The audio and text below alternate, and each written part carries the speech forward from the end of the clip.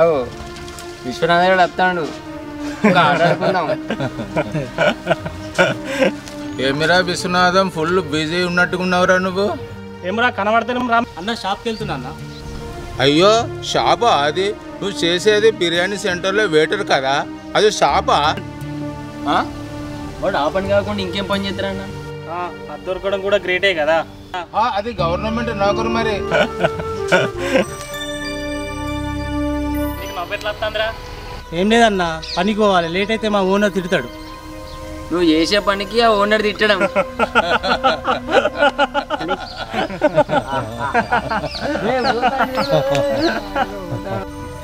అరే ఎందుకు రావని అలా అంటున్నారు మీరు? మరి వచ్చాడండి, మరి ఎలా అనాలి? అరే అన్ని అవయవాలు మంచిగున్న మనం ఊరికే చెట్టు కింద కూర్చొని బాతకాలు కొడుతున్నాం. వాని పని వాడు చేసుకుంటాను కదరా. మనకేం కర్మ, కావాల్సినంత ఉంది, మేమెందుకు పని చేయాలి? అది కాదురా. ఎందుకు బాగానే మాట్లాడతారు, నువ్వు మాతోనే ఉండవు, గుర్తుపెట్టుకో. నువ్వు వాడినంటే నీకేం పుడుచుకొస్తుంది, నీ సంగతి ఏంది?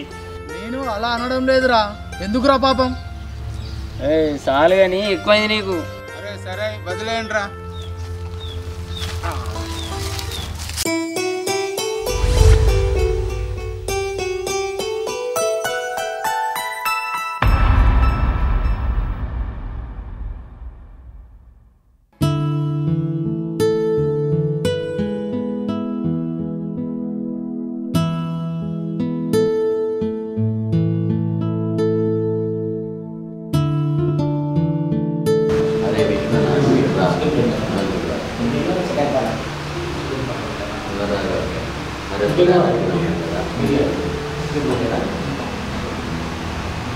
అరే విశ్వనాథ్ ఇట్రా బిడ్డ.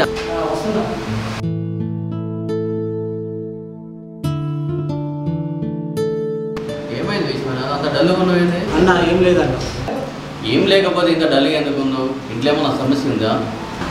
ఏం లేదన్న, నీకు ఇంట్లో విషయాలు తెలియదు ఏమున్నది. మరి ఇంకెందుకు అలా ఉన్నావు? అయినా నీకు పరాయి వ్యక్తి లెక్క కనబడుతున్నాను. అన్న నువ్వు పని చేయకపోతే నా పరిస్థితి ఇంకా ఘోరంగా ఉండేదన్న. ఈ రోజు నేను ఇలా ఉన్నానంటే కారణం మీరే అన్న. సరే కానీ మనం అట్లా బయటకు పోదాం. ఎక్కడికన్నా నేను మరి పని చూసుకొని వస్తాను. పని చూసుకో, వాళ్ళకి ఏమన్నా కావన్నాడు. ఏ బాబు బిర్యానీ.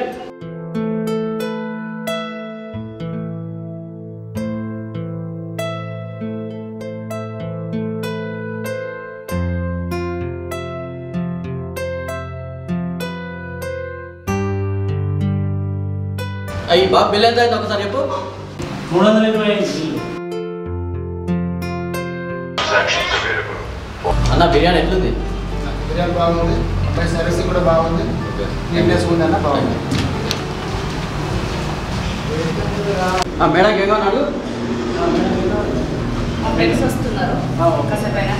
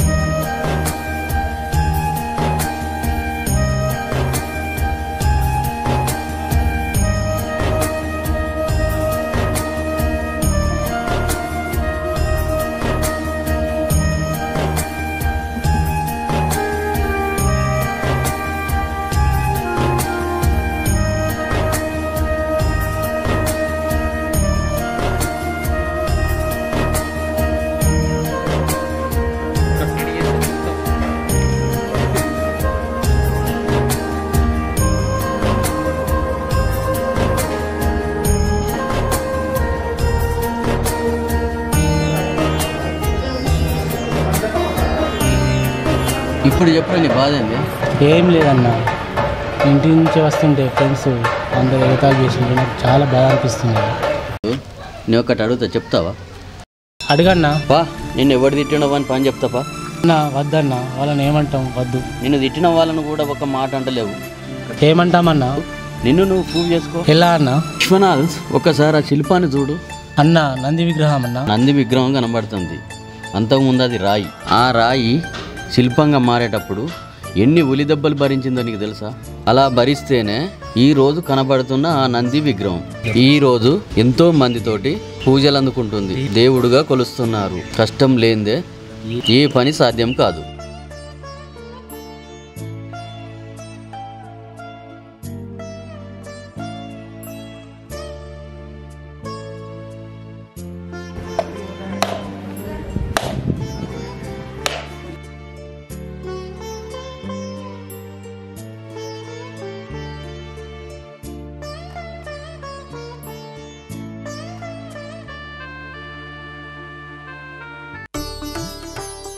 ఇప్పుడు అంటావు కదా నీకు జాబ్ రావాలని, అందరిని మంచిగా చూసుకోవాలని.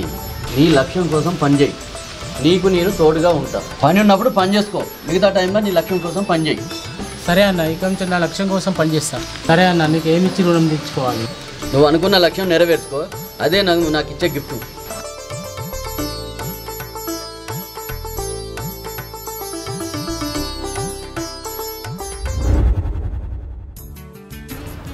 లేడా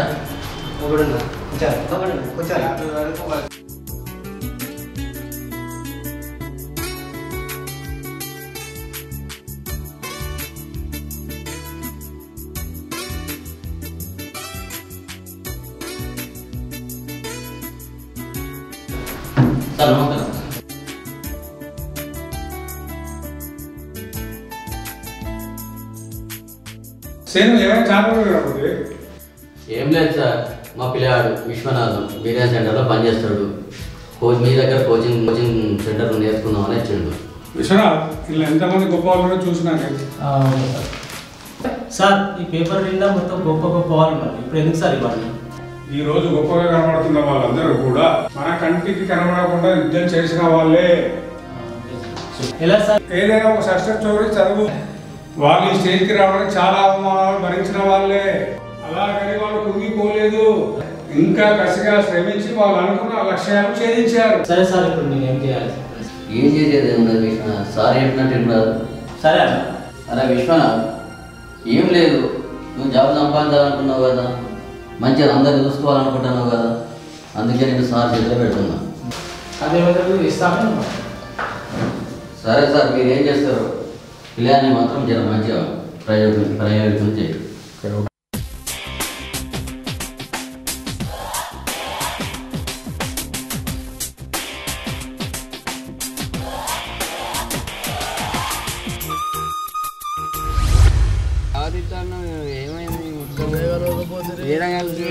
దసరా అంటాడు, దీపావళి అంటాడు, అన్ని కట్టినాడు. ఆయన దావా చేస్తాడు కానీ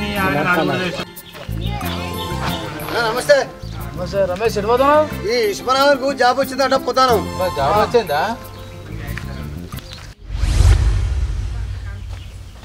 ఏం బ్రో ఒకరి ముఖం చూసుకుంటారేంద్రా? కాదురా, వానికి జాబ్ వచ్చుడేంద్రా? అత్తేంద్రా. అరే జాబ్ వచ్చిందిరా, మనం పోయి మన విషయం చెప్తాం. పారి పోయి కల్చర్ విషయం చేసేద్దాం. పాడరా, బాగుంటుంది, మంచిగా ఉంటుంది. మనకు విషయం చేస్తే బాగుంటుంది. రావన్నారు ఇప్పుడు. ఏం కదా పారా, జాబ్ వచ్చింది కదా. జాబ్ వచ్చింది.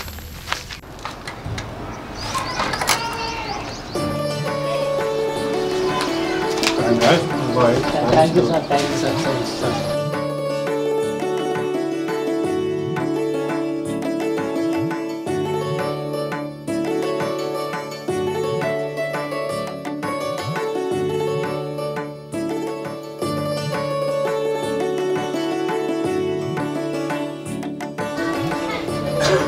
నమస్తే. నమస్తే అన్న.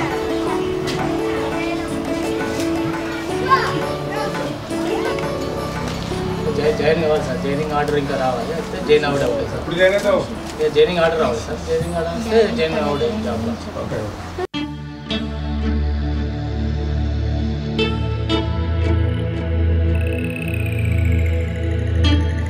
నమస్తే అన్న గారు. నమస్తే. నమస్తే అన్న. ఎప్పుడు నమస్తే.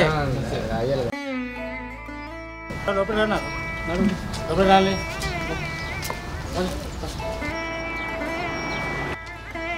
సార్ వీళ్ళంతా మా ఫ్రెండ్స్ సార్. వీళ్ళ పేరు అనిల్, వీళ్ళ పేరు వరప్రసాద్, వర్షగౌడ్, శేఖర్. మా సార్ మేము నీ ఫ్రెండ్సా ఎలారా ఎగతాళి చేశాం కదరా. ఏంద్రా ఏమంటున్నావు? నువ్వు తీసుకొస్తున్నా నాకు బాగా అనిపిస్తుంది. ఇంత పెద్ద ఉద్యోగం వచ్చినా సింపుల్గా మమ్మల్ని నిన్ను తిట్టిన మమ్మల్ని కూడా ఇంత గౌరవంగా చూసుకుంటున్నావు. ఎలారా ఎలా? అరే అవన్నీ ఎప్పుడు నేను పట్టించుకోలేదు. తింటున్న ఫీలింగే నాకు లేదు.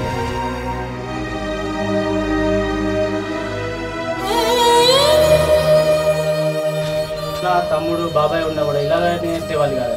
అన్న ప్రతిసారి ఇంకా కసిగా పని చేయాలనిపించింది. అంతేగాక నేను ఏదో సాధించాలనుకున్నా. అసలు ఎలా మార్పు ఎలా సాధించావు విశ్వనాథ్?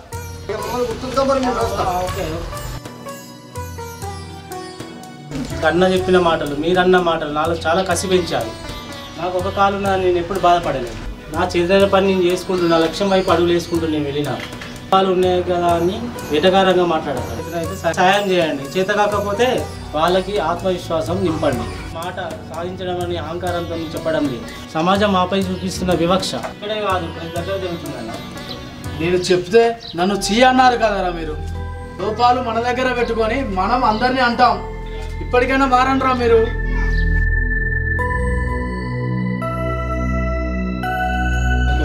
అన్న మీ మీద నాకు ఎలాంటి కోపం లేదు. సమాజంలో అందరిని గౌరవిస్తాం. ఎవరు ఏం సాధిస్తారో మనకేం తెలుసు. కష్టాల్లో ఉన్నప్పుడు తోడు కావాలి, సంతోషంగా ఉన్నప్పుడు కాదు. సంకల్పం ఉంటే సాధించే లక్ష్యం కూడా చిన్నదే. బాధపడినారా మనం ఇంకా మంచి హ్యాపీగా ఉందాం. మనకి జాబ్ వచ్చింది. అరే మా తరపున ఒక చిన్న సత్కారం రా. నాగా తప్పేది మా గురువు గారి. నేనే అంత నా జాబ్ రావడానికి కూడా కారణం నేనే.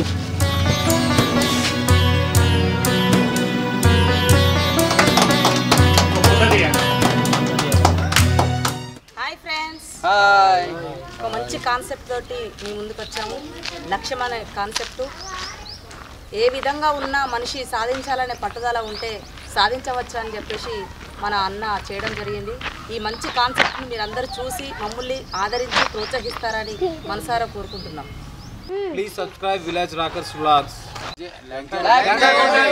లైక్ చేయండి, షేర్ చేయండి, కామెంట్ చేయండి.